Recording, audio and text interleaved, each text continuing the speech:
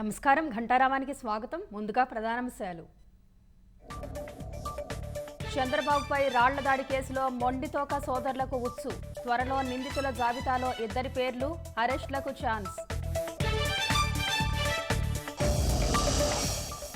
ఈ నెల 29న విశాఖకు ప్రధాని మోదీ. భారీ ప్రాజెక్టులకు శంకుస్థాపనలు.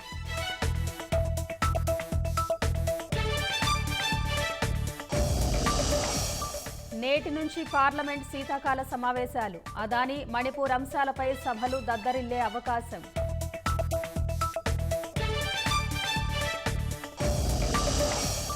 మహారాష్ట్ర సీఎం అభ్యర్థిపై నేడు స్పష్టత. ఫడ్నవీస్, సిందేల్లో ఎవరో తేల్చనున్న కూటమి నేతలు.